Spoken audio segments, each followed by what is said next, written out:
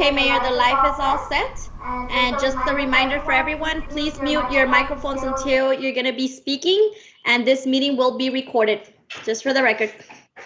Okay. Moving on, this is a duly called regular council meeting of the town of Anthony, Texas, and you're recording, right, Norma?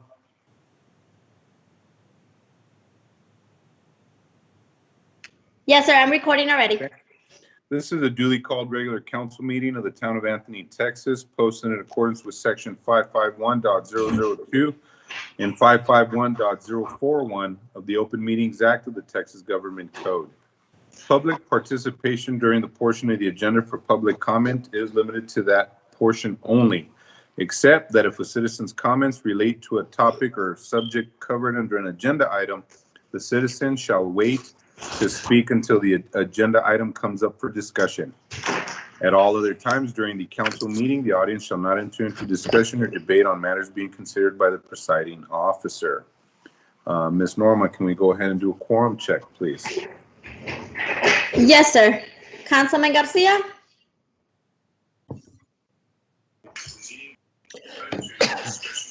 Here.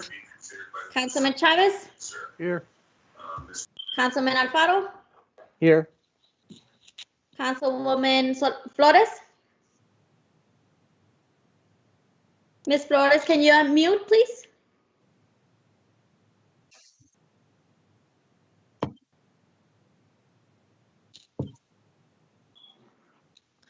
Okay. Thank you, ma'am. Mayor Romero, Mayor Pro Tem Weeks, I'm sorry. Here. Thank you, sir. We have a quorum. All right, moving on to item 4, open forum for the public, limited to 2 minutes. Ms. Gonzalez, did we have anybody that submitted to be present in open forum? We did not have nobody request to speak with the time frame for this council meeting, sir. Okay, sounds good, ma'am. Let the record reflect that nobody signed up for open forum. Moving on to 5, review and action on minutes of regular town council meeting, May 26, 2020. Do any councilmen have any questions, any comments about the minutes? Do we have a motion on the table? If none, Move to approve. I have a motion made by Mr. Weeks. Do I have a second? Second.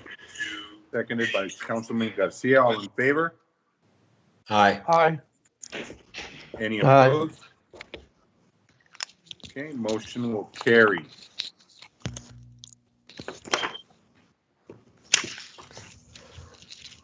Moving on to item 6, discussion, consideration, and action on the following new business.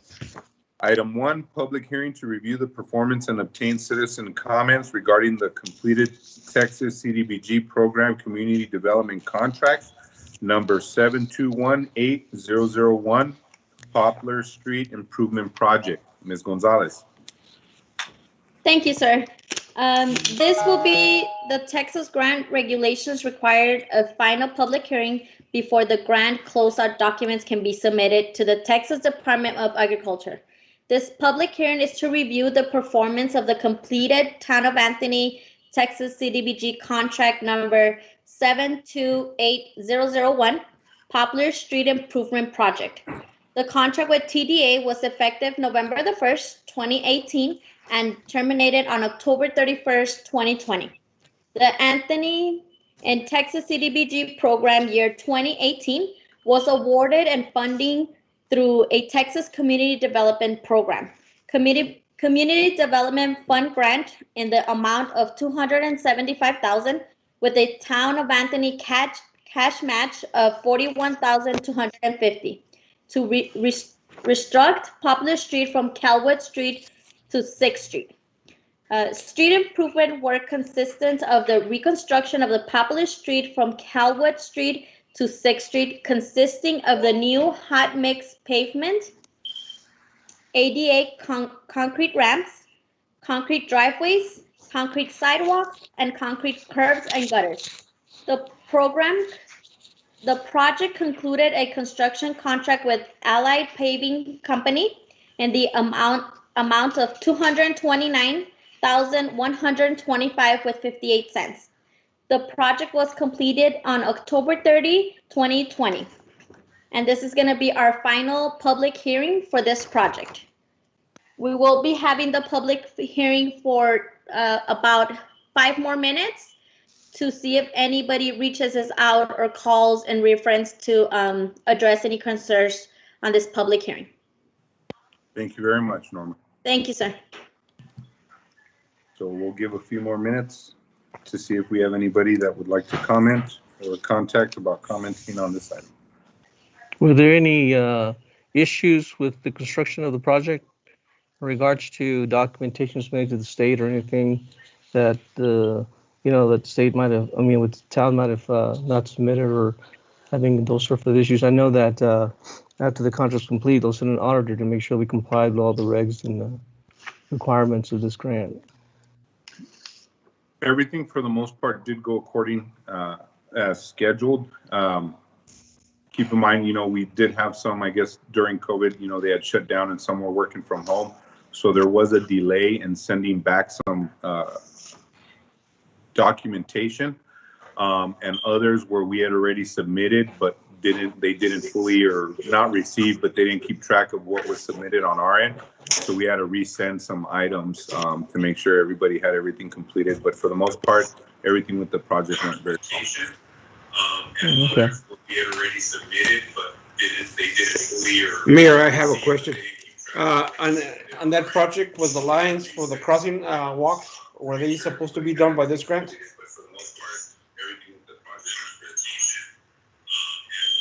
Somebody's either playing back a recording or something, but I'm hearing back they need to mute themselves if they're not speaking.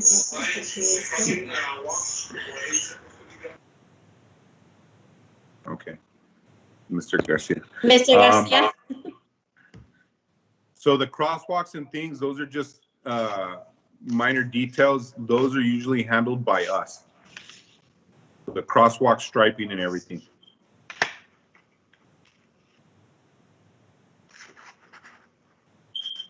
Mr. Garcia, you're muted.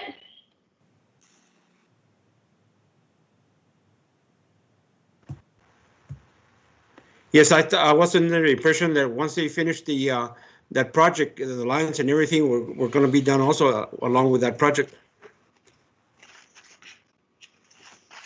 That was just covering the construction, Mr. Garcia.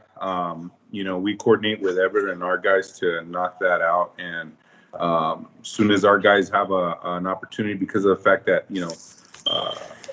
school here is in session and they're limited capacity, we don't have as much traffic through the area. And we've actually had some other pending and pressing matters that have actually required the time and attention of our maintenance works crew to do that. But at this moment in time, what this is really more ideal is the public hearing. So we're here to, hear any other comments or anything from the public in regards to this. Any and other all questions I can definitely address to administration during our departmental reports.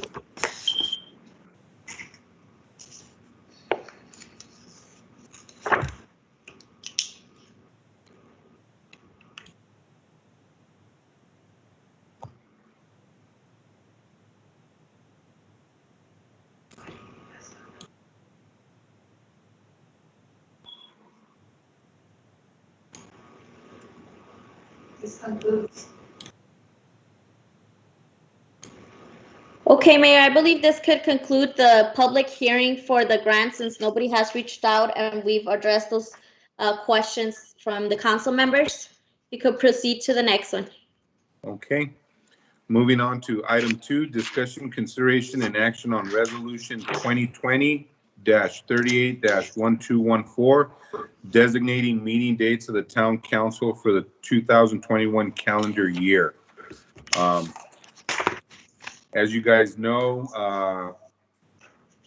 our meeting dates, we went ahead and put together the resolution for 2021.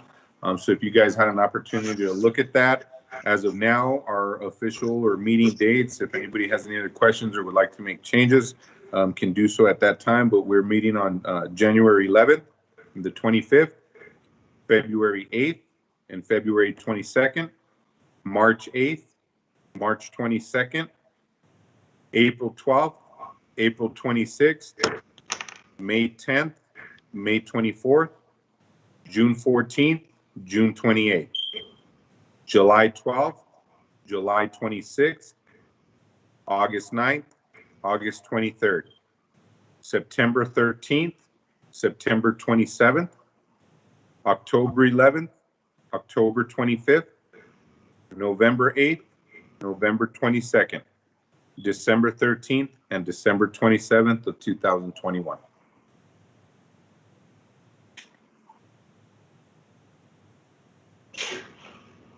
If there's no comments or discussion from council on the meeting dates, do I have a motion on the resolution? I'd like the motion to approve. I'll second. Okay, I have a motion made by Councilman Chavez, seconded by Councilman Garcia. All in favor? Aye. Aye. Aye. Aye. Okay. Mayor, I would need roll call, please. It's gonna be Mayor Pro Tem Weeks. Yes. Thank you. Councilman Garcia, Yes. Councilman Alfaro, Yes. Councilman Chavez, Yes. and Councilwoman Flores. Yes. Thank you. Thank you very much. Moving on to item 3, discussion, consideration, and action on allowing donation of annual leave in excess of the allowed amount for 2 days. Chief Enriquez. Good morning, Mayor and Council. Good morning, right? Afternoon, evening, whatever it is. Lost track of time. So as you know, our current manual only allows us to be able to donate 2 PTO days to any member of the organization that is in need of vacation time. Granted, this is PTO, vacation time, not sick leave. So we here recently have an officer that his spouse underwent a life-changing experience, if you will. She was blessed to have a kidney transplant. She had been on dialysis for several years. And since before Thanksgiving, they went up to the Mayo Clinic up in Phoenix. They've been up there renting a vacation home. So he has been on leave since then. However, since the leave is for his spouse, he cannot utilize any sick leave. So he's been utilizing his PTO as vacation, which he's almost exhausted.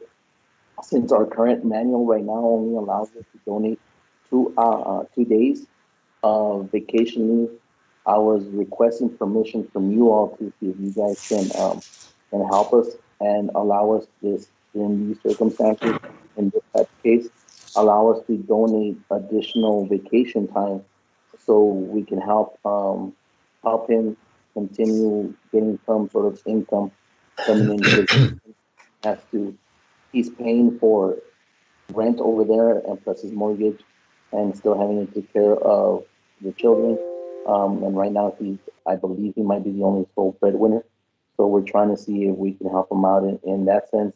If you all will allow us to do this one time, letting us give in excess of more than 2 days vacation time to Detective Harris. And Chief, if we just, so council to know, this is something that he had discussed with me prior, and ideally this is a council decision, but just we want everybody to keep in mind, it is from vacation days, so officers would be willing to donate, and the officers that are willing to donate the time, it is all strictly voluntary, correct, Chief? That is correct. They would submit a memorandum to my office and attach to the personnel file saying that they're willingly donating and how many days they're donating of vacation time only. The time they cannot donate, it has to be vacation time. Yes, sir. Okay, and of course, this is something that is already budgeted through to the council. I'm in support of this measure. I would leave the floor open to any other council members that would like to make a comment or, make a motion on whether they would approve or deny the allotment of the additional vacation time for donation. The floor is open to any councilman that would like to comment or bring up any other items for discussion in regards to this agenda item. Ben, is this in the employee handbook or is this part of the collective bargaining? This is part of our employee handbook. So I don't want to be a bad guy here, but if we do this now, then we have to open this up to all of our employees. We can't, it can't just be a one-time thing because we'd set the precedent. And then if somebody in maintenance or clerical staff or anyone got sick, we'd have to come back and fall back on the decision we made today. Well, so the benefit on that, Mr. Weeks, is exactly why we presented it to council. This is a special circumstance. So if any other employee of the town or somebody would be fall into that same situation, as you have seen in the past, it is open to anyone to, if they wanted to bring this item up for discussion, it still comes down to it being their vacation days and whether they're voluntarily wanting to do it or not. So, I think the opportunity for us here as a municipality, I think in all fairness, we would, present the item on the table. But I think even ultimately it's going to come down to whether the employee themselves want to donate their vacation or not. And here we have an instance where we have more than a couple of the employees. I would probably say most of the police department is willing to give up, and donate their vacation days in support of this one officer. So I think, that's camaraderie. And I think, there's no ill intent, I think, even by council in supporting this, because I know if it were anybody else on the same boat, we would take that into consideration and open it, and ultimately it would still be fall whether or not individuals would be willing to voluntarily donate their vacation days. And like, as we said, the police, because of their collective bargaining, they have sick leaves, but because it's not the individual employee that is utilizing it through our policy book, he cannot use the sick time. But we do have members of the staff, in the police department that are willing to give up their vacation days, which those are given and that is budgeted for. So if it's, there's no loss financially to the town in moving forward with this request. I understand, Ben, but didn't we, like a year ago, when the maintenance workers came to us with the same question, didn't we deny them? We didn't deny them. We actually opened it up to individuals that were willing to voluntarily donate their vacation time, and nobody chose to donate their vacation time. So was it because they wanted to use their sick instead of their vacation? Correct. Is that why? Okay. Exactly. Thank you. Mayor, Councilman Chavez has his hand up. Mr. Chavez? Good evening. I have a question. Because of the collective bargaining, the police department still has vacation and sick leave, right? Correct. But how is it going to work with the rest of the employees? Because they're on PTO. So the employees, Mr. Chavez, as you know, in the policy book, are available and able to give vacation days, and I think it was up to 2 days. Correct, Norma? Correct, sir. So they all still have that same opportunity, but it's out of vacation days, which that's what the officers are presenting, is to give more than the 2 days that they're allotted of their vacation. So okay. It's still the same policy. The employees don't have sick leave, but this officer doesn't qualify through the collective bargaining to utilize that sick leave. Okay. Mr. Alfaro, you have your hand raised, sir. No, yeah, you answered my questions, Ben, because I wanted to make sure that it's fair straight across, that it was not part of the handbook policies that should be added to the handbook. Make sure that there's no misunderstanding, but I think you said that it's there, so I think we should be okay. Yeah. Yeah, the PTO is theirs, whether it's police department, the town maintenance guys, or the administrative clerks and stuff in the office. They all have, paid time off. And this is the item that's up for discussion, is whether or not they're, willing to voluntarily donate. So if we have members of the other departments that are asking for donated times and nobody's willing to give, that's neither here or us, for us to say or dictate. That's completely voluntary.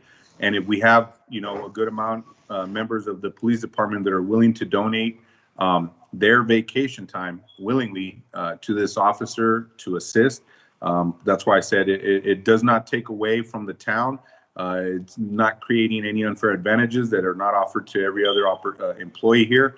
We're just following standard protocol because the policy book states only 2 days, and asking for special requests that we allow under this condition to grant more than the 2 days allotted. So if they want to give 4 or 5 days, and that's all their vacation day for the year, that it's completely voluntary and that's on their own accord.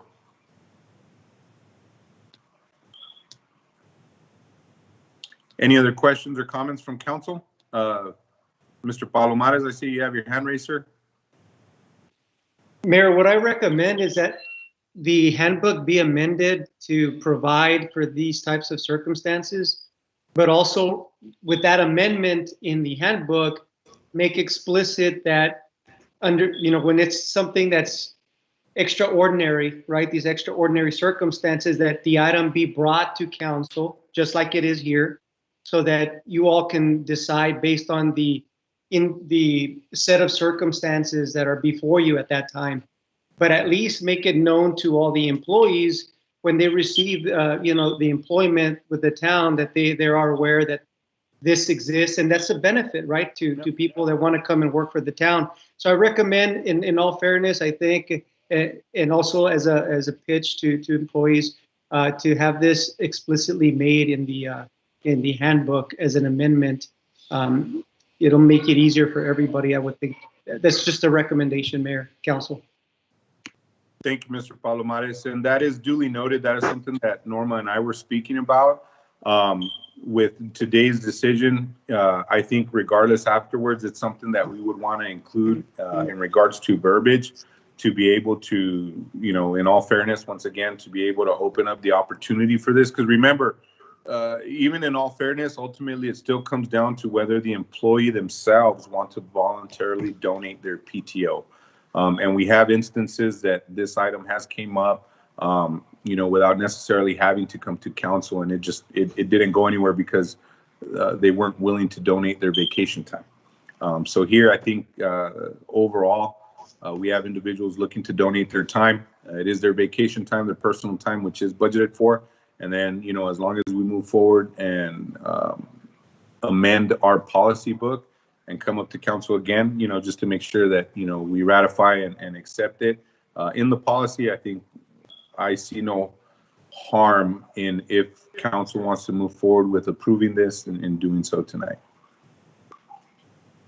And Mayor, I don't see any issues with you all taking any action on it tonight, but just for the future, it'd be nice to have it included in the handbook. Yes, sir. And we're following those protocols. That's why it's, once again, on the council agenda for tonight. Any further discussion or any other questions from any council member? All right. Do we have a motion on the table?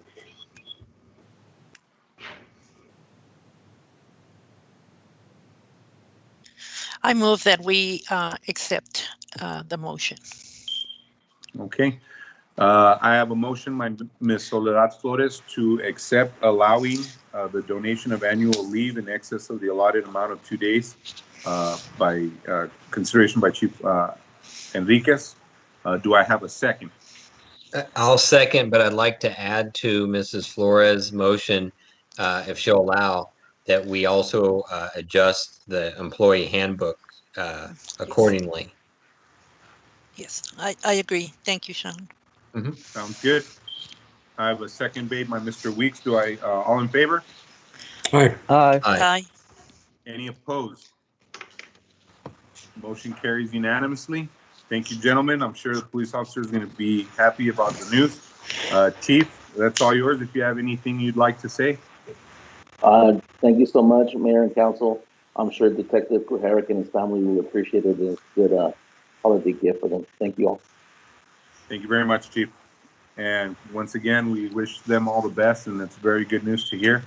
Sometimes, those situations are very tough, and it was a blessing that they were, granted with that opportunity. So God bless and wish them the best this holiday season, sir. Moving on to item 4. Discussion, consideration, and action on hiring Stephanie Salais as part-time clerk starting December 15th, 2020 at $9 an hour. Ms. Gonzalez, I'll go ahead and let you take this item. Yes, Mayor, thank you. We have opened the position for a part-time clerk for the department, and we reviewed plenty of resumes, had a couple of interviews, and me and HR believe that this would be the perfect ideal candidate, which is Stephanie Salais, which she has accepted the employment here with us. Ms. Salais, are you there? Yes, I'm here. Yes, she is here in the council meeting, and we proceed with the background check. Everything passed. Like I said, we believe she would be a great asset for the team. And just so council knows, Ms. Gonzalez, how many interviews did we hold for this position? I believe we had 6 interviews. Yes, sir. Thank you. And of course, Cindy from Kano HR was present, and based on history and everything, we feel that she would be an ideal asset, to the clerks up front. So with council's approval and support, we would like for you guys to move forward with our recommendation in hiring Ms. Stephanie Salais. So if there's no other questions or comments, would I have a motion on the table, please? So well, I have a question. Oh. Yes. I was going to ask a question. Didn't we hire a part-timer last year, or do we still need another individual to work at the town? I mean, we've got Norma, Val, the part-timer that we hired last year, and now there's another one. So that's 4, correct? So keep in mind right now, Mr. Alfaro, with the way we budgeted, we've always budgeted for adding an additional part-time clerk to the water and also a part-time clerk to the courts. Because of the fact that we have had, staff in and out, of course, COVID has played, pretty much some issue and problem with that. At this point in time, it's no better opportunity right now than to move forward with hiring the part-timer, because we did have an employee that had resigned her position, and we have still 2 that are our limited work availability. So right now is the perfect time to get her trained and going. And, considering talking about the staff, and I'll do so in administration, but I do want to commend Valerie Armendariz, who is our town clerk, and Ms. Norma Gonzalez, who is our deputy town clerk, and Norma, who's our town clerk, because we had a period for about 2 weeks, even during cutoffs and collections, that these 2 girls were absolutely by themselves in the office, and they managed not only handling all the town duties, the town deputy town clerk duties, but they managed running the water department on their own, while we had a lot of the employees out. So right now it'd be a great opportunity to continue moving forward. We are going to still be doing the interviewing process to look for hiring another full-timer and possible part-timer to jump between courts and water. But at this moment in time, we are moving forward with the best candidates that are presented, and only moving forward when we do have, good quality candidates that are able to come on board. We don't want to settle, and we think Stephanie would be a great addition. Great, but based on what you said, Mr. Romero, I think maybe we should be looking at maybe a full-timer like her, instead of a part-time. At this moment in time, she only wanted to take the part-time because she is, I guess, Miss Salais, a stay-at-home mom, correct? And you wanted to take the part-time.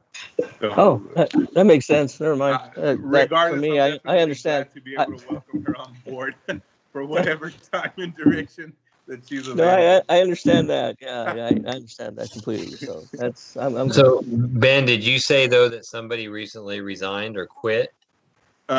Yes, but those are more under personnel matters. And if anybody No, has any questions. but we're kind of short someone right now. Is that Oh, what yeah, you mean? yeah. Okay. And not only short of position, but also just staff availability right now because of COVID. You know, we don't have anybody really in there right now full time. So we were going to hire 2 part-times, but we didn't, and then one of our part-times quit. Yeah. So okay, alrighty. Okay. Any other questions, comments? Do I have a motion on the table? Motion to approve. I have a motion made by Councilman Alfaro. Do I have a second? I'll second. Seconded by Councilman Garcia. All in favor? Aye. Aye. Aye. All right. Any opposed? Motion carries unanimously. Welcome aboard, Ms. Stephanie Salais. We look forward to having you and seeing you show up for work tomorrow morning.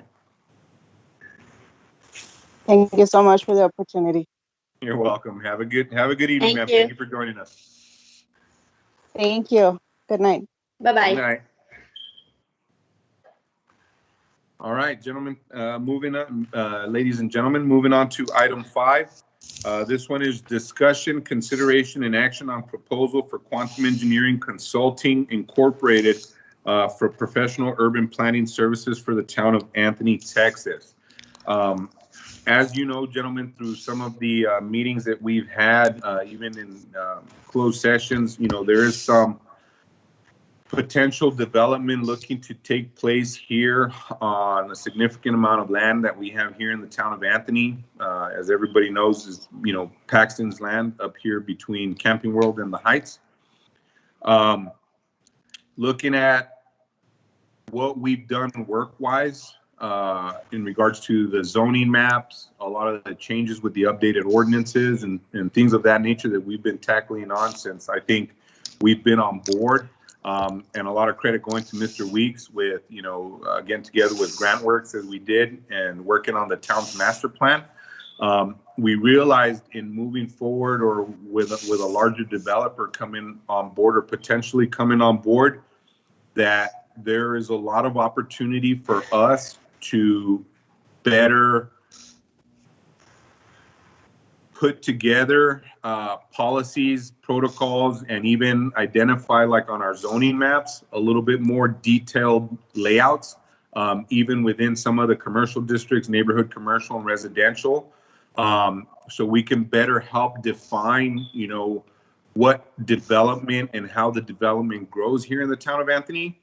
And one of the things that we've been having to do to reach out, because as Mr. Weeks has stated plenty of time, you know, with plenty of times throughout the previous council meetings or in the past, is a lot of the time, you know, with the city of El Paso and the size of their budgets, they have individuals that work through economic development, you know, ordinance and pretty much every level of infrastructure and stuff that you need for a city. And here being the town of Anthony, being smaller, a lot of that work actually comes from the work we put in ourselves and taking the time to educate ourselves and understand, you know, what are the modern day practices and stuff that take place, and how certain cities run and how these items are built up and move forward.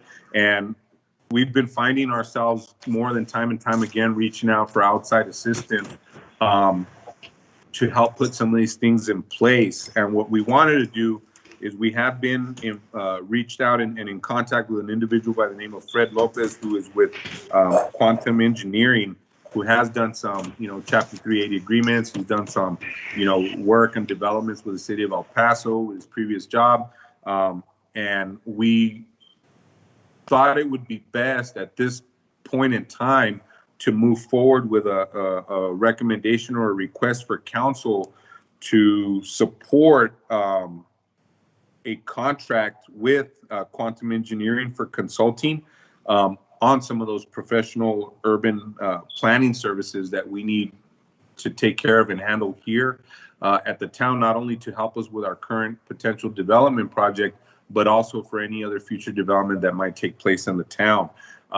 And we wanted to present this to you guys to see if we can move forward with setting up a contractual agreement with them for those services.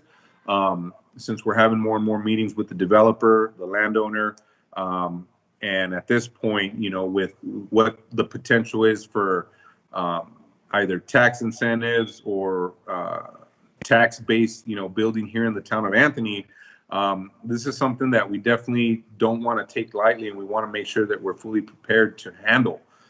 So with all that kind of being said, and I'll kind of give Sean a little bit more of the floor with some of this, because I have had the opportunity to talk to him about it, and he has met with some of these individuals before when we were first talking about the initial interest in that land. But we want to make sure that we can either get funding from water and sewer half and half from the general fund, either through contingency or our capital improvement line items to pay for the services. That way, we can move forward with, the overall, addressing the overall needs here for the town in regards to those issues. Go ahead, Mr. Weeks, or anybody if they have any questions. Norma, do you have an amount? I forgot to get that sheet of paper from you.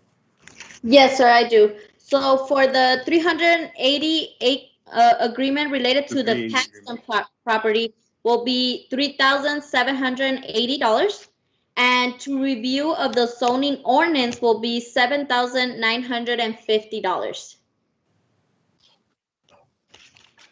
So everyone, like Ben said, the zoning is something that we basically, we revamped and got the basics in 3 or 4 years ago, maybe longer, I can't even remember.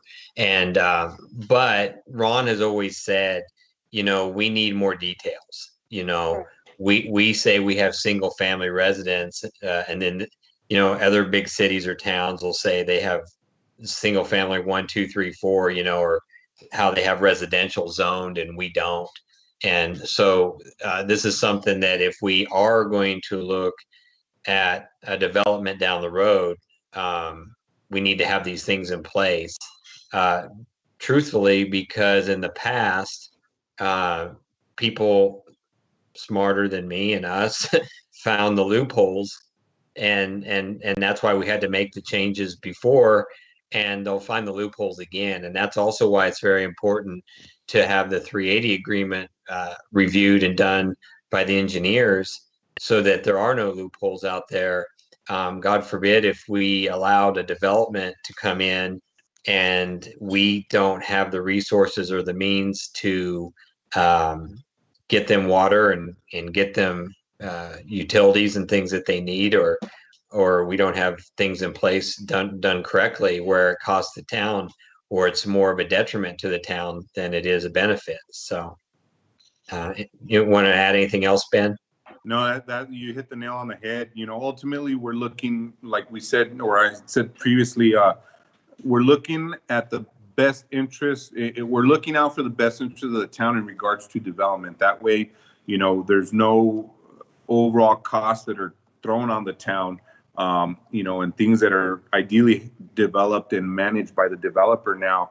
That way, we're kind of in the clear, and making sure that even the building standards and everything that does develop meets, the criteria that's going to last, for a certain time, and not be something that, we're ending up having to inherit, taken care of, sooner rather than ideally later, when we have time to actually, build up, revenues, general fund, capital, improvements and all that. So some of these things, if not done properly, end up being a burden on our current tax base. And would definitely be a strain to the overall, resources here at the town. And I think by moving forward with this, we're going to be able to kind of, what I would say, manage the tide when it comes to these developments and future developments. So I definitely would like the town support in moving forward with this, so we can get this going, and hopefully, as things develop, be able to be not more transparent, but be able to kind of let you guys know exactly what kind of development and stuff will be taking place. Because like I said, that is still kind of under wraps. But all we could pretty much say is that, the town of Anthony could potentially grow in the next 5 years, another 10,000 people, Mr. Alfaro. Yes, sir. So I guess we're basically enhancing our master plan, correct? correct? Correct. Updating the master plan, because like Sean was saying, it's 4 or 5 years old already. So sir. yeah, it's definitely time to upgrade, actually update it, because usually master plans are usually 5 years out. So it's the right timing. Yeah, Yeah. most definitely. I agree. It's good. Thank you, Mr. Alfaro. Do I have any other questions or comments from council? Any other comments or questions? If not, do we have a motion on the table? Ben, I want to clarify real quick, though. I think Louis might have been talking about a master plan updating. This is updating the zoning of that plan. That's something, though, maybe we can talk at a later point, is updating, because it's been a long time since we did our master plan, too. Yeah, Right. and not only that, but I think also, Norma, too, I don't, let me see, it's not on here, but we actually have on the next meeting coming up, we've been talking with Ron on updating and approving, or looking to approve the new 2021 master code book for all for everything. And we already ordered our copies for the town. And of course, you know, with Ron here being more, or Ron being on hand more, we are looking, and we have been working on a lot of the permitting fees, addressing a lot of the things where there are missed opportunities for revenue for the town, but also on establishing, you know, a little bit more accountability and better stability with, you know, the overall ordinances and the regulations in regards to the building and development here in town. So we're knocking things out. We're continuing to move forward. And this is just another piece in that large puzzle. Mayor, for the record, what line item will be utilized for this project? So ideally, I was looking at pulling them both from contingency, because both budgets have it in contingency. And I remember, you know, previous, I think, Mr. Weeks, you want to pull more ideally first from contingency before we start pulling out of capital improvements. Correct. So I'm looking to get half and half from water, and then half and half from water and sewer, and then the other half from the general fund, because of the fact that ultimately this is looking at the overall development for the water and sewer as well, the infrastructure needs here in the town, and then also the general fund needs like police, fire, park spaces, and streets. Perfect. Sorry, but I think Mr. Alfaro has his hand raised again. Yes, sir. Actually, accidentally hit the button. We're good. We're good. All right. Do I got a motion on the table? Move to approve. I'll second it. Motion made by Mr. Weeks and seconded by Councilman Garcia to approve the proposal for Quantum Engineering Consulting Incorporated for professional urban planning services for the town of Anthony. All in favor? Aye. Aye. Any opposed? Motion carries unanimously. Thank you very much, guys. Mayor, for the record, it was Alfaro seconded, correct, Alfaro? Or was it Garcia? No, that was me. Mr. Garcia. Oh, I'm sorry. Oh. Go ahead, sir. Councilman Alfaro. All right. Moving on to item 6. Discussion, consideration, and action on Second Amendment to interlocal subrecipient grant agreement between the County of El Paso and the Town of Anthony for the distribution of federal coronavirus relief funds. Chief Enriquez. So as I spoke to you all last time at our last council meeting about the First Amendment that was done, the First Amendment to the coronavirus relief funds that the county had given the town is it removed the 75% of grant funds to be spent in the categories of medical expenses. So with this, I took spaces on the Second Amendment that was going to come up, and everything came back okay. So this Second Amendment to it is allowing the town to be able to enter into agreements on subcontract with vendors, organizations, or nonprofits and businesses on COVID-19 related matters. So that'll help us be able to provide more assistance to the community as a whole, and removing some of the red tape, if you will. And I'll defer to Henry for further clarification if there's any. Chief, I know you covered it. You hit it right on the head. So I have nothing further to add to that.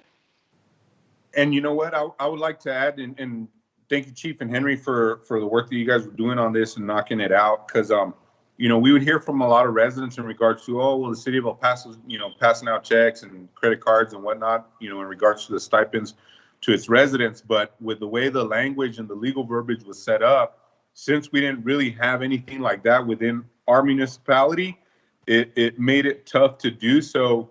And by the time they got around to look at this, and for us to reach out to, the El Paso Community Foundation to try and work up some type of agreement or something where we can monitor some of those funds or release some of those funds to be specifically used for our residents here in Anthony, Texas, that were in need of it, it just made it a lot harder. So I think by doing this, it's going to help clarify and clear some of that red tape up, like you all stated. That way we can be able to use some of those funds here directly in the community for our residents that have been impacted by COVID-19. In regards to this, is there any other questions or comments from council? Mr. Alfaro, do you have your hand up?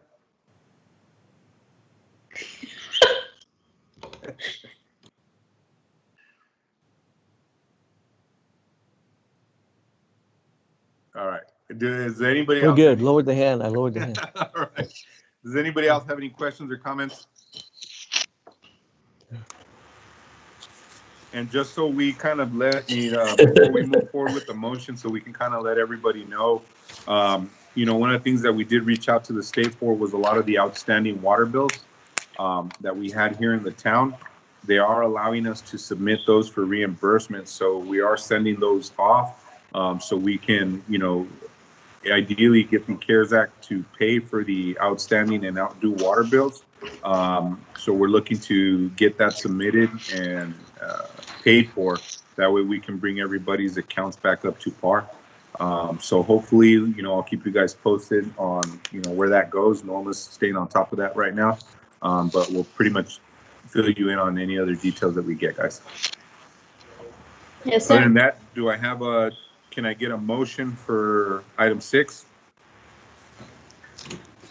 Motion to approve. I have a motion made by Councilman Chavez. Do I have a second? Second. Seconded by Councilman Garcia to approve the Second Amendment to the interlocal subrecipient grant agreement between the County of El Paso and the Town of Anthony for the distribution of federal coronavirus relief funds. All in favor? Aye. Aye. Aye. Any Aye. opposed? Motion carries unanimously.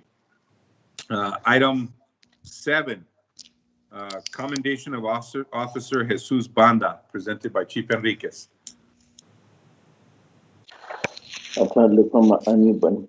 I believe Mr. Banda is on right now. So on June 29, 2020, at approximately 03:55 hours, Officer Banda, while on routine patrol, observed a wine-colored vehicle approaching the intersection of South Desert and Mountain Pass.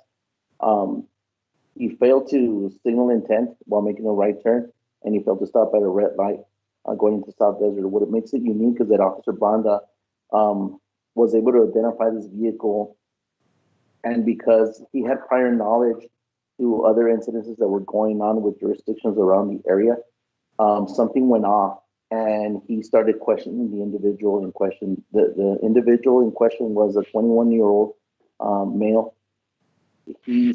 He appeared to be intoxicated, under the influence of something, so Officer Banda began a roadside investigation, during which time he discovered marijuana, cocaine. Furthermore, he started talking to the individual, and he observed something that was quite odd and didn't seem right. So he continued searching the vehicle. He asked consent to search the vehicle. The subject subsequently gave consent to search the vehicle. When he did, he located about a little over $6,000 in cash. What was unique about this, and what brought Officer Banda's attention to it, was this individual had it in some sort of a wrapping style bag. While talking to other law enforcement agencies in the New Mexico area, up by the Ruidoso area, if I'm not mistaken, they were asked if we can keep an eye out for any vehicles matching that description, because they had done, I believe he had said, some sort of robbery at a jewelry store or something to that effect, if I'm not mistaken. So Officer Banda continued his investigation, saw that money. Furthermore, he looked and he found a journal.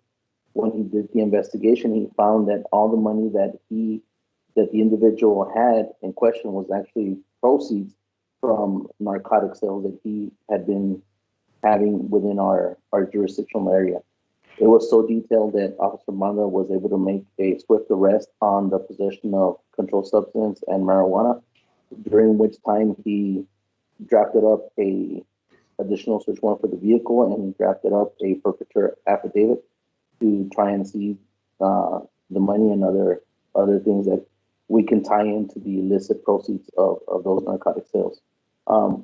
Here recently, within the last couple of weeks, the district attorney's office notified us that they accepted the forfeiture of the money after all the fees were taken from them. They awarded the department a total of $4,530.32. Of course, because they had to take 30% fees and other stuff that they need as far as administrative. But it's not only about the money, but this goes, and we want to commendate Officer Banda, but because of his hard work, diligent, and he's never written a warrant before of this magnitude. He's never seized any type of money. So for him to be able to do this, much kudos to him. And I want to ask you permission to commendate Officer Banda for the outstanding work he's done. And it's just a small nugget, if you will, of what our officers go through and what our agency has the capability of doing and what these officers do. All these officers go hand in hand. They do all this.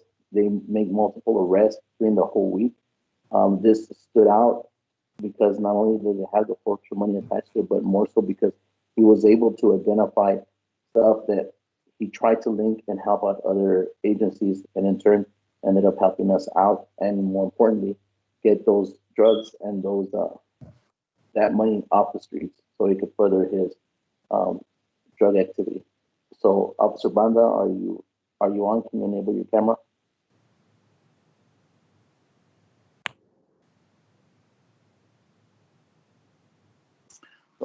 Good evening, sir.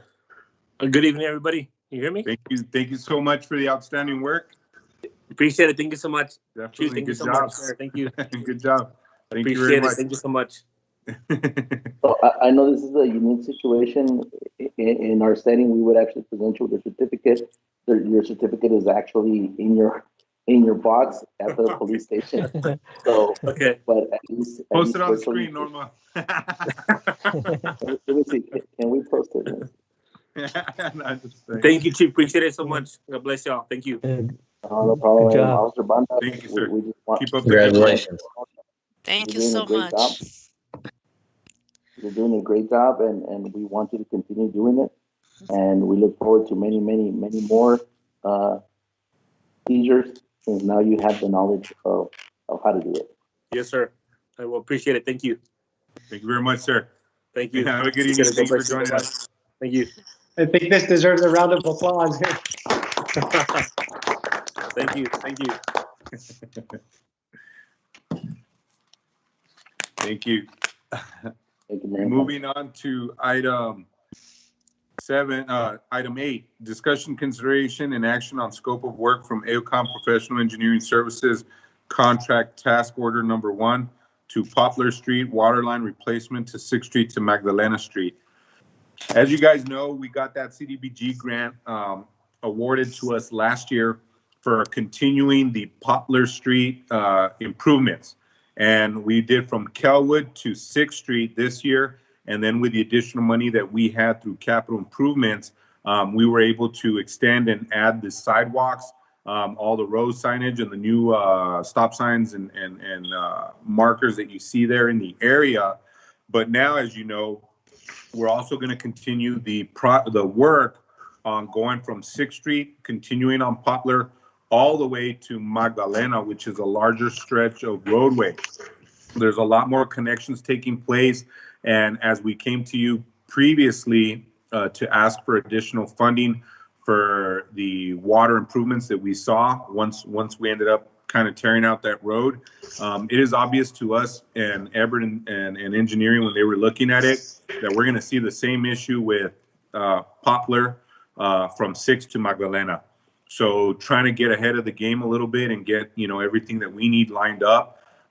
Because of the ideal amount that we were looking at, I think Premier Water, the one that did the water already for Kelwood to 6, they kind of had given us already previously an estimate of about maybe $200K in just the water improvements that might be needed. So considering that is definitely going to be exceeding over the 50K amount, this is something that we are going to have to go out for bid.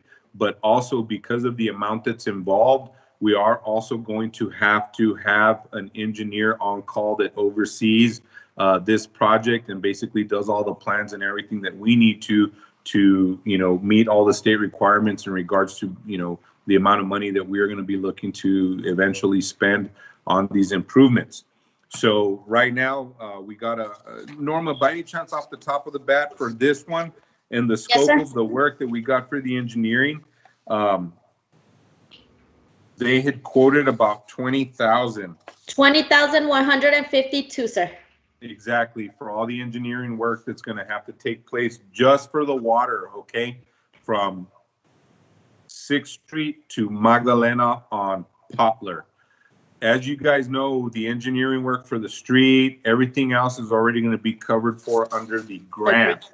But this is for the additional work that we're going to need done because, I mean, what's the point of tearing up that road if we're going to still have a problem sitting under that roadway? So ideally now, just that as we've been doing, we need to knock that problem out. That way, when they redo the road, it's in for good and we're not having to knock or tear that thing out, you know, because of the water.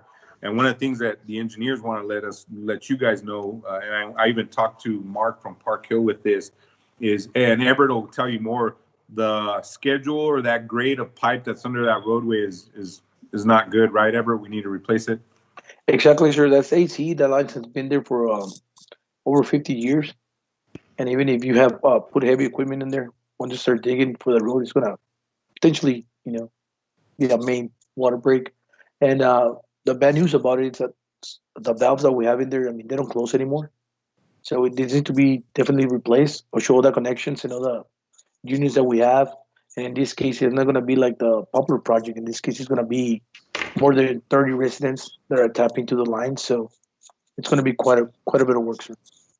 Yeah. And one of the things I want to emphasize with council, because, you know, we do get a lot from residents in regards to why isn't the street behind McDonald's getting done? Every situation and every circumstance here is different. There are different variables that play into why certain roads get done. And like right now on Poplar, they had already done the sewer. So it's going to be cost effective for us to do the water while we're getting the grant, doing the streets. Streets like, you know, behind the La Feria, which is one of the main ones I always hear. Biggest issue is that one is we do need to replace water and sewer in that road. And because it is, you know, in a reverse crown, that whole area needs to be fixed. And the simple solution that we had was getting a ponding area. But because the town does not own any land there, one of the problems is trying to secure ponding area to address the water issues that we see there that are the main cause for deteriorating that road. So that's why at this moment in time, that is not on a high level of priority because of the fact that we have to kind of overlap it with sewer and water projects as they let out in the future. We have comprehensive plans for addressing all the roads, sewer, water. It's just a matter of getting there. And right now, while we can, taking advantage of state funds and also funds that we have available, we're knocking out the easiest and simplest roads that we can do that have been in need of construction for some time. That way, as you know, the pieces of this puzzle are coming together. Overall, what I would like to say is quality projects are taking place in Anthony versus quantity. We have seen roads that got overlays and stuff done before without the subgrade being fixed, without the water being replaced.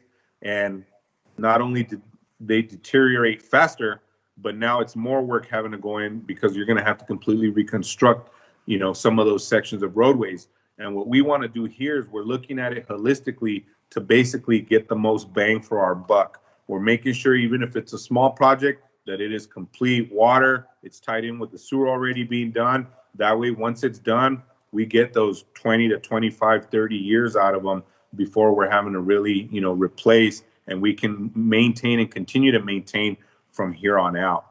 So that's just one of the things that I want to make sure we reiterate and let the residents know. There's a thought process and there's an in-depth comprehensive plan to all this. And all they need to do to ask or find out, what's going on is either come meet with me at town hall or, look back at some of our previous meetings and postings where we showed those comprehensive plans, maps, and layouts. They're very well done. And we're trying to continue and maintain, following that road. That way we get these things done in a timely manner and effectively and efficiently. But other than that, do we have any other questions or comments from council?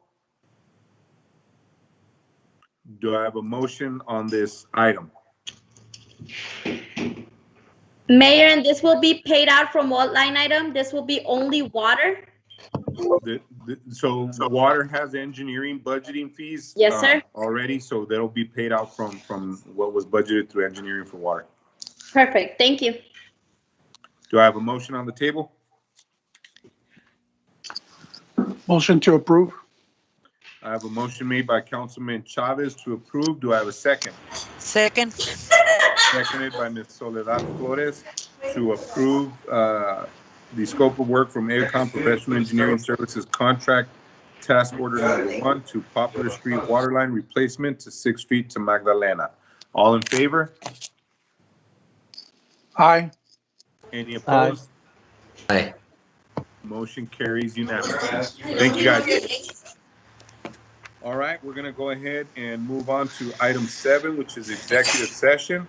The city council will now go into a closed executive session pursuant to section 551.074 personnel matters of the Texas Government Code to deliberate the appointment, employment, evaluation, reassignment, duties, discipline, or charge against an officer or employee.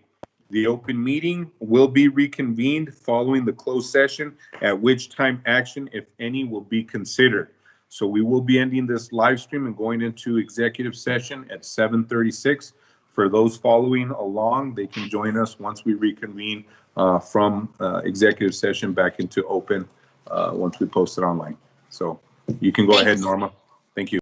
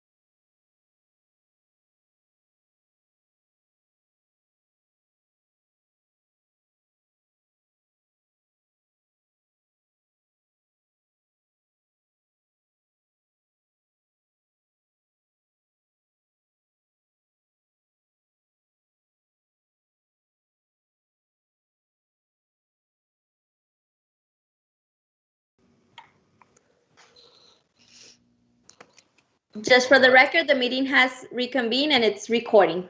Go ahead, Nick. All right, it's now 7:51. We are reconvening into open session and taking action if necessary. Item 8, moving on to 8-1, discussion, consideration, and action on hiring a sergeant for the Anthony, Texas Police Department. Mayor, before we move on, if you can just make clear that there was no action taken in executive session, for the record. Correct. And let the record reflect that there was no action taken in executive session. All right, item 1, discussion, consideration, and action on hiring a sergeant for the Anthony, Texas Police Department. I'd like to motion to approve to hire a sergeant for the Anthony Police Department. All right, I have a motion made by Councilman Chavez. Do I have a second? I'll second it. Seconded by Councilman Alfaro. All in favor? Aye. Any opposed? Motion carries unanimously. Thank you, gentlemen. Chief, glad to have him on board. Mayor, Council, appreciate you. Thank you.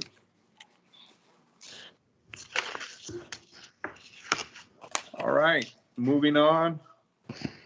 Item 9, departmental reports for streets. I kind of went over it when we went with the quantum engineering agenda item.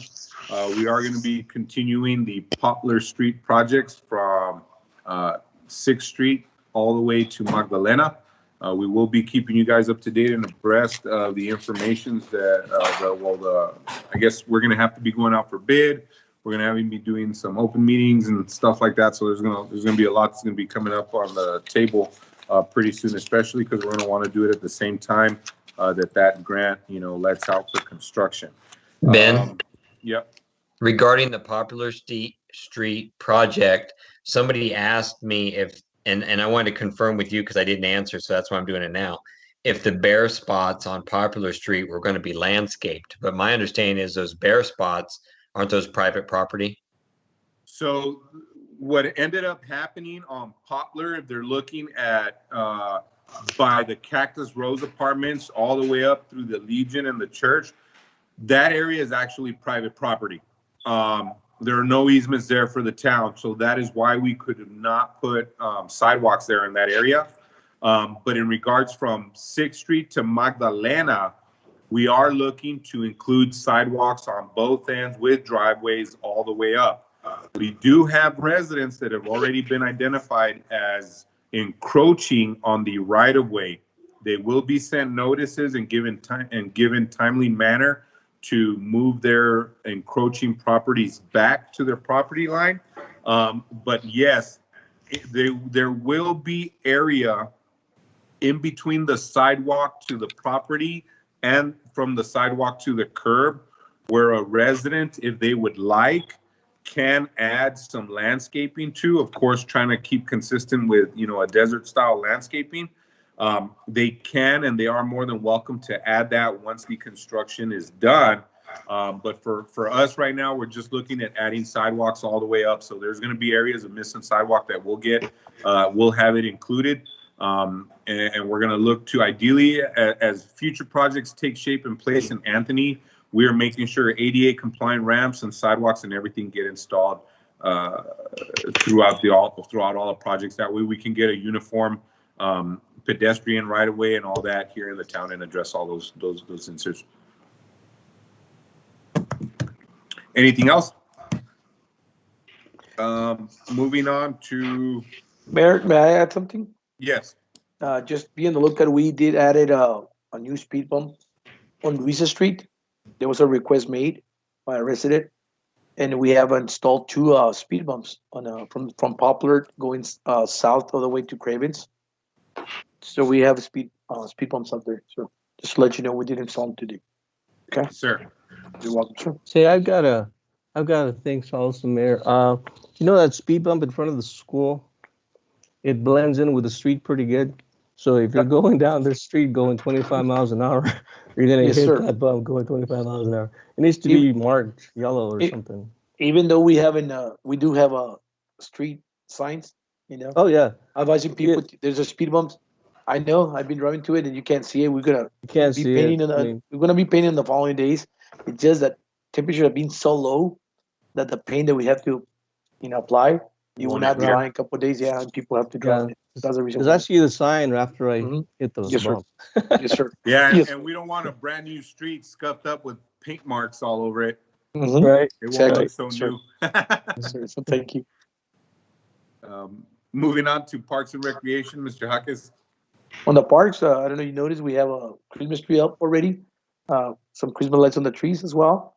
And we've been working on the parks. We picked up the leaves and we're ready. I know you guys have driven in out there. It looks a treat. We have the Christmas tree up, so it looks great. Take a drive through it. It looks nice. And as you guys know, thank you, Ever, for that hard work too. These guys were knocking it out before. As you guys know, we don't have the sled and the snowman and some of the items out there that we were taking pictures, that are able for residents to take pictures in, just because of still the COVID concerns. It's a surface area that people would be touching and stuff. So we didn't want out there to be creating any unnecessary risk. So for now, it's just the lights, tree lights and the tree for this year. As everybody knows, we're not going to have a Christmas tree lighting ceremony or a parade this year either, just because of the numbered concerns.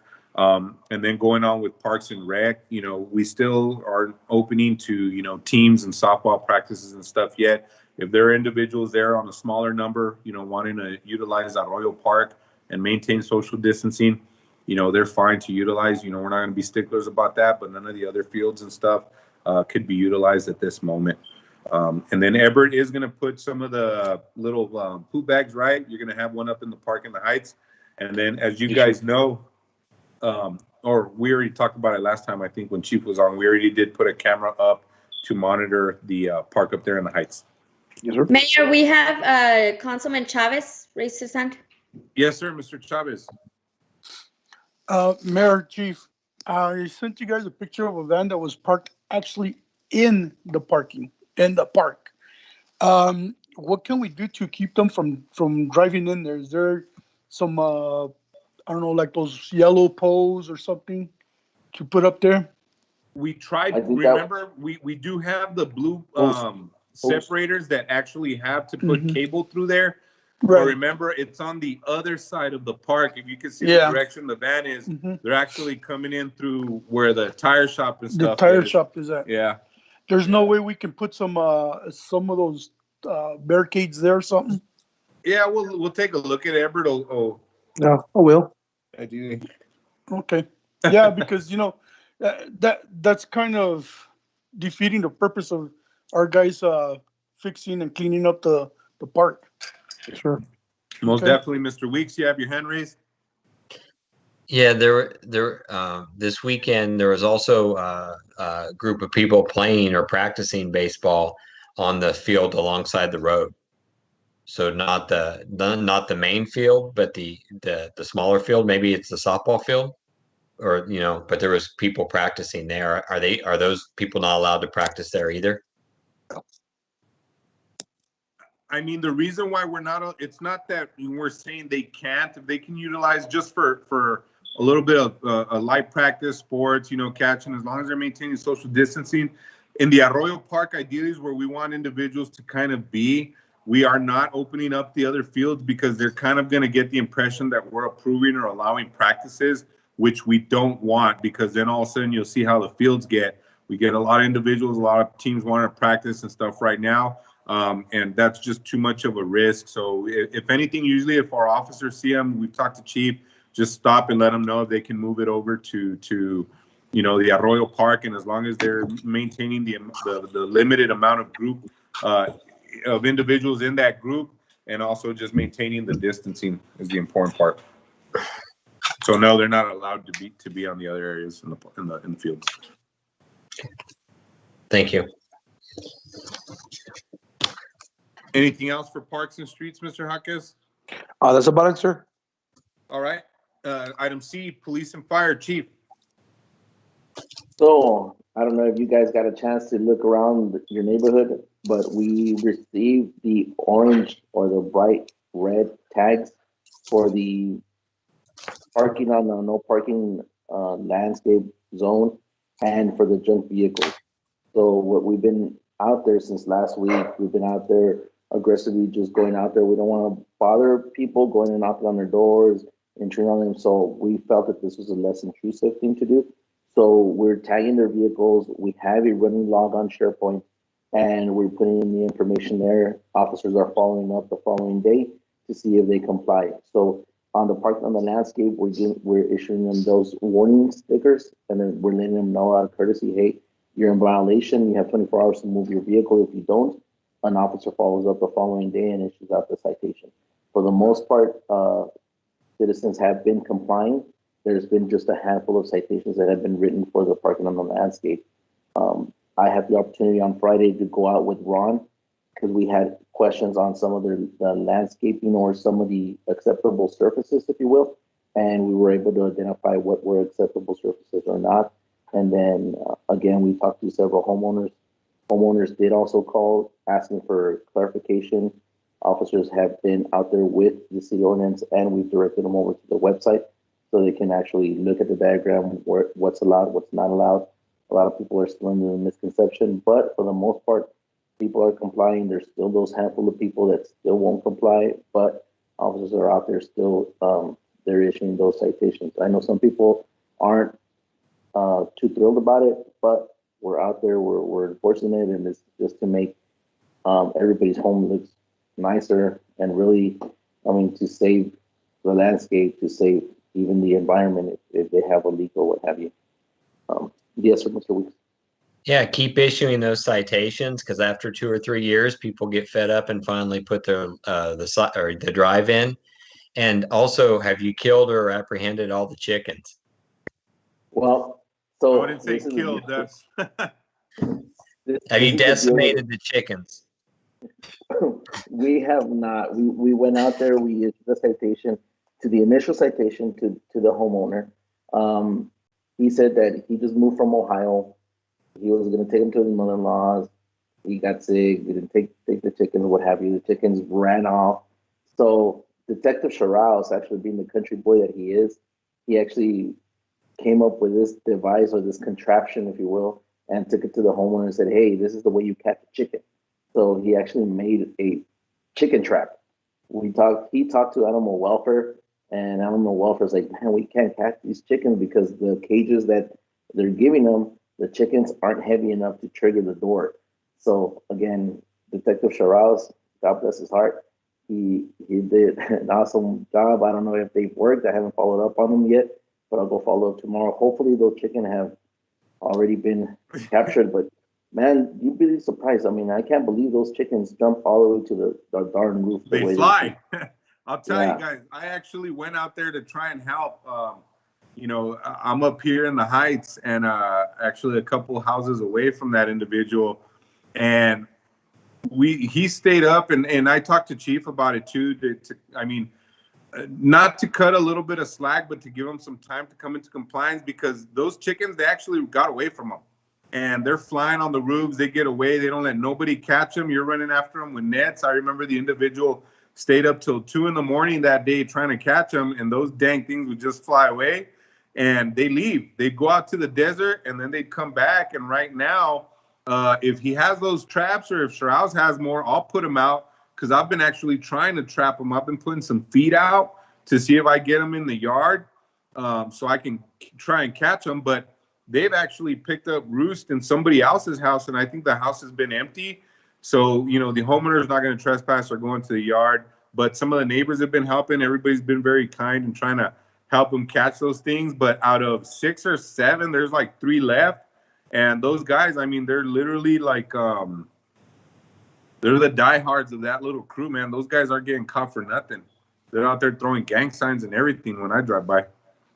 I'm telling you, I'm trying to enlist Foghorn Leghorn to come out here, but he doesn't want to. Throw a coyote or a fox out there or something, you know. But actually, right? you need Rocky, Chief. He was able to catch him, you know. Yeah. I'm gonna hold a boxing tournament to see who can catch can catch the chickens. Right. Yeah. So with the CARES Act funding, we were able to get some message boards Those message boards arrived today. So thanks to the town crew for helping me. We wouldn't have been able to take them down without them. We're getting them ready. We're going to start deploying them within this week. So you'll start seeing them. They're portable signs around the area, and you'll start seeing them with the message boards. And then, of course, it's also it'll tell you your speed just in case you're doing above the speed limit, whatever it's posted. But we have those trailers already. We had 2 of them come in, and we're going to start deploying them this week. We're just trying to work the kinks out of them and know exactly how to be able to put the message on them. And then don't forget, the county judge is issuing the curfew, the COVID curfew for this coming holiday weekend. So it's going to be the week of Christmas, and then the week after. I think it's the one leading to the New Year. So again, it's to curb and reduce those numbers of COVID. So. Hey, Chief, I'm sorry, Ben. On those speed signs, are we gonna get written up for speed traps? I don't know. I mean, those speed trailers don't issue citations, so they monitor the speed, and there's warning signs just the way you see all over in El Paso. The way we used to have them when we used to borrow them from TxDOT. So again, it's just a notice. Hey, listen up. This is how fast you're going. But the sole intended purposes of those trailers are message boards to be able to make sure that people know where the COVID testing sites are, and remind them of the curfew that's coming up, et cetera, et cetera. So yeah. Yes, sir, Mr. Hawkins. Just to let you know, sir, today when I parked my work truck outside my house, the fun, I was hit and run. Somebody hit my truck, and I did call up PD, and Officer Gomez showed up to see the reports. So actually, my truck didn't receive that much damage, or actually my company truck, work truck, the town truck. But the individual that ran, actually, he left the mirror behind. So be on the lookout for a 4A150 95 to 97 missing the right-hand side mirror. Okay, so he really took my truck out. Yeah, I'm sure he'll put out the email letting us know. Yes, sure sir. did, sir. All right, guys. Chief, we have? Yeah. I'm sorry. Chief, can you go over the curfew rules again, just so everybody knows? Right. So the curfew rules are going to be nobody out after 10 o'clock to, I believe it's 5 o'clock in the morning. The only reason you can be out is to run the essential services. So basically going and taking care of somebody to and from work, essential services, going to the grocery store, etc. But congregating people more than 10, you can't unless they live within your own household. But again, the hours of curfew are between 10 and 5. And is also the rule about only one person should go to the store from a family? Or is that just... Go ahead. That is recommended. It is recommended. I mean, it's nothing really enforceable that we can enforce, but it is recommended by the order to say, hey, one person from the family just go and take care of your essential services that need to be done. Thanks, Chief. All right. And then, Chief, we also just want to see that individual that was talking about the, I guess, the complaint. Had he ever followed up and submitted the proper documentation through the proper channels, or? The one you had spoken to me about earlier in the week? Yes, sir. No, nothing yet, sir. I have not received anything at my desk unless the lieutenant has already taken it care of at his level, but it hasn't come across my desk yet, sir. All right. Just keep me posted if you hear anything. Moving on to courts, item E. Mayor, the only report that I have is for the courts for the month of December. We still have court on Wednesday, December the 16th at 10 a.m. at 2 p.m. And for January, they have set up the courts for January the 6th, January 13th, January the 20th, and January the 22nd. And actually, I have the report for the month of November. There was 118 citations. Collected was $19,122 with 56 cents. for the month of December. Henry, anything you would like to add? No more, Norma. Yeah, they covered it, so I have nothing to add. Thank you, sir. Okay. Moving on to finance. Everything, I think the auditors are still working well through everything. For us, it was good that we ended out last year, once the amendments to the budget took place, that we were, $28,000 or so under budget, which was good. That shows, good work on all our ends. But other than that, we have nothing to report. Ms. Norma and David are knocking out the reconciliations as directed. It wasn't really nothing major. So we're going to continue to rock and roll on the financial aspect here in the town. We will be giving everybody an update probably next meeting on where we're at with our capital improvements line item for the general fund. And then once we start seeing ideally the water revenues and stuff coming in for probably by next May, maybe we can put together ideally a resolution to start earmarking and posting a certain percentage of water revenue to be set aside for capital improvements for water and sewer. But anything else on finance, Mr. Weeks, anything you'd want to talk about or touch base on or us, look into?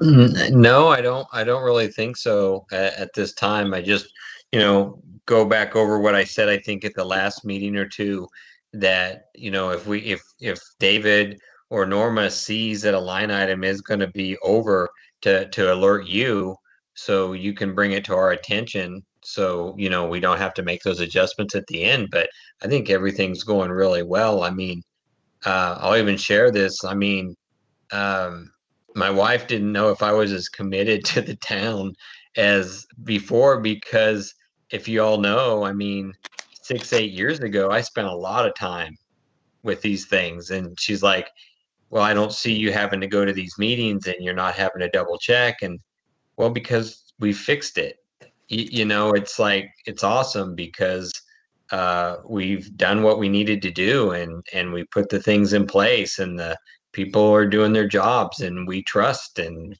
we don't have, before we trust, but we still had to verify. And you probably still do as the key admin, but we don't have to anymore. It's really nice, to be honest. Thank you. I think everybody's doing a good job. We try. Moving on to administration, one of the things that, going back onto a lot of things, because, even here in town, we have been, quenching a lot of little fires and stuff as usual, right? But one of the things that we want you guys to know that we didn't bring up in water and ever can touch base on it, because, we have a certain problem. We have a lot of these individuals that are out here selling, water softening kits and all that stuff to the residents, that are leaving documentation and paperwork as kind of a fear tactic to kind of push their product to a lot of the residents. We had one come here to the house the other day, and I kind of told him straight out, I was like, hey, the information and the stuff you're posting, you're making it seem like if you're some type of reporting agency or something, state or whatever, or even at times, impersonating, a representative from the town of Anthony, and all they're trying to do is sell water softening units to the residents. They're asking for samples of water. Nothing is earmarked or postmarked from the town of Anthony, and they're sampling their water. And a lot of residents are giving it without even really knowing what it's for. But one of the things that we want to let you guys know is this last reporting that we had to do for TCEQ for the arsenic, we actually came out of violation. And now within the amount of quarterly reporting that needs to be done, we are out of the violation status with the residents. So we are no longer having to do, the mandatory letters. But one of the things that we do want residents to know, whether it's in El Paso, Chaparral, La Union, Vinton, everybody needs to be aware that there are, minor contaminants. There's a lot of stuff in the water. And we got to give a lot of credit to our guys just for the mere simple fact that we don't have an arsenic treatment plant. And these guys are able to still provide us with good quality water.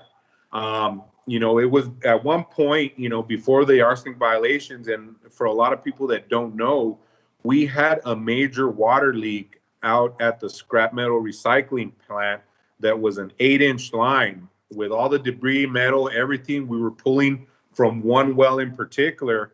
And with TCQ, they go out and test individual well sites, but they never get a sample of the quality of water that's coming out from where all three of those, wells are bringing in water and what's actually being sent out to the residents. It would be a lot less, but they're testing one individual well and getting samples from a particular well. When if you add all three together, your levels would still be way lower than what you would see, with the city of El Paso. Now, we always hear residents talking about asking why there's no arsenic treatment plan, whatnot. Well, in order to put in an arsenic treatment plant, when we first were having the issues of arsenic, the state was applying for funding. At that time, they didn't have money for matching grants, and Edward can give more information on this, and Mr. Garcia. But by the time that it actually came to score and the applications for the funds for the arsenic plant came into play, the town was no longer in an arsenic violation. They were in good standing. So in regards to getting, state, whatever funding to support that type of a project, well, at the time we got the arsenic violations, we were up high, but when it actually came around to the funding for it and the application process, we were no longer scoring high arsenic readings. So then our overall scoring went down. And because the grants and all the funding is competitive, other cities and other municipalities in the state of Texas scored higher than Anthony, and they ended up getting awarded the funding. And because of the fact that we weren't in violation, we necessarily didn't qualify for any state assistance or any funding because we weren't having an arsenic problem. So what that does is that puts the ball in our court to basically fund that 100% ourselves. And at the time, with the way the budget was set up, there were some, we were negative 300,000, back in 2014, 2013, previous administrations, that it's taken some time to build up a healthy budget. And with the water rates not being what they would have, nobody, no lending, no banks, nothing would ever lend the town money because their financial structure for the way the water was being charged was not sufficient to be able to cover the cost of any future debt to do that. Now where we are at now financially, with the opportunity of getting state assistance or not for the recent violations we've applied, ultimately it's still going to come down on us getting that cost funded from ourselves, basically ourselves. So we've had to kind of put our financial records in track, get everything in order. That way we can show the state that, hey, with the way we're charging for water, if we are to incur any new debt, we would be able to pay for it. And that's what we are continuing to do. And we want the residents, since this is being recorded, it's not necessarily for you guys, but it's more an opportunity for them to get educated on this particular issue. But it's given us an opportunity to be able now to be able to apply for funding or even get loans, from the state or federal grants to be able to pay for some type of venture like this. So it's not always easy when you got to go and ask for money and you got to get your stuff squared away before you do. So it's been a process for us to do that. Right now in the water, we are no longer violating the arsenic issue. So we're not going to be having to send out the notices anymore through TCEQ. So the water quality is getting good, but the town does have the overall intent with all the engineering work and everything that we've done to kind of be proactive and look at it. We've had an arsenic treatment plant on our sites for a long time, and Mr. Garcia can attest to that. It's just making it financially possible. And we're at a point in our administration to be able to seriously consider that and look into it, which we are doing.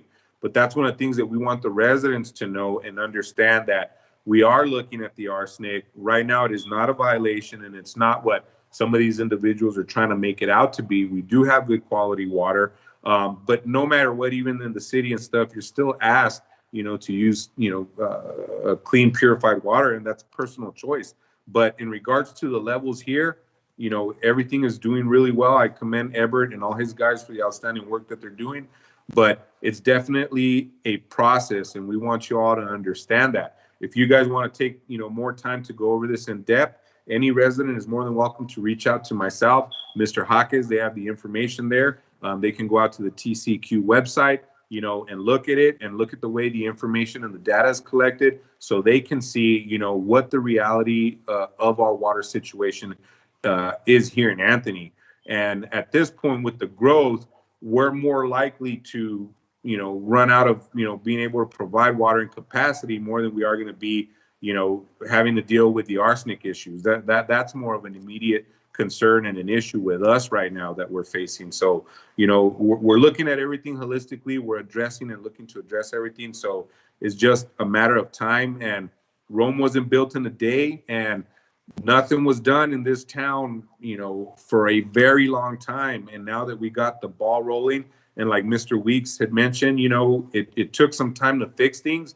Now we're at a point where we can really start moving forward and advancing a lot quicker than we were trying to do when we were trying to, handle and deal with all these minor issues, which, I commend everybody's hard work and effort. It's not just Ebert, our police department, chief, Norma, administration, HR. We've definitely come a long way from where we were at. I know back when I came in 2014. So, I really want to congratulate and thank everybody for all their hard work. And I'm asking for the residents, as quick as they are to outcry and point fingers, I would like for them to take that opportunity to come and educate themselves on the processes and what is actually taking place, because there's definitely a lot more than meets the eye. And, a lot of these things we can't even really go over and touch base on for 15 minutes and things like that. It takes some time. So if anybody's ever really wanting to take that time and learn what's going on and taking place, I think all of us here, including council, staff, has an open door policy to come in, find out, and learn. And we will take all the time to educate you and bring everybody up to speed in what we're doing here to not only better our community, but to better our children's future and everything. That way, once we're long gone, everything that we've done here and now is in place and is only made for a better future, not a bad one. But other than that, anything else for administration that anybody else would like to add? I will add for Eddie, he asked the question about if this will be looked at by speed traps. Actually, and this is kind of funny, but I'm going to say it anyways. Mr. Grumpy, that usually does the yearly newspaper, actually in his last newspaper said we should put signs like this up so people knew what speeds they were driving, so that it didn't look like we were having speed traps. Now, I don't know if he'll post a yearly edition, but maybe he'll give us something positive about putting these up. So we'll keep our fingers crossed, but I need that. Anything else for administration? Anybody? All right. The next regular council meeting is scheduled at 6:30 p.m. on Monday, December 28th. And then I did see a comment, I guess, something about personnel matters. One thing we want everybody to understand is personnel matters are personnel matters handled through the administration and HR. They are not set for a public setting or forum that is inappropriate for privacy concerns for the employee and the individuals involved. So that's why no personnel matters are ever brought up to council in open forum. Those are held for executive session if they are not handled administratively. So we do everything that we can to address all concerns and everything. We have open door policies, and we're going to continue to do so. So thank you. Do I have a motion to adjourn the meeting? Motion to adjourn. All right. Do I have a second?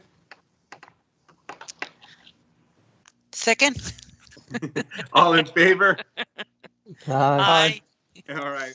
We're going to adjourn this meeting at 8:26. And for all councilmen, just a reminder, and newly elected officials, our staff, our town clerks do at times need to get a hold of you for important matters. now that you are sitting in these important positions. So please do the best you can to make sure you're available, have your emails or phone numbers provided to them. That way they can contact you and get a hold of you when they can, okay?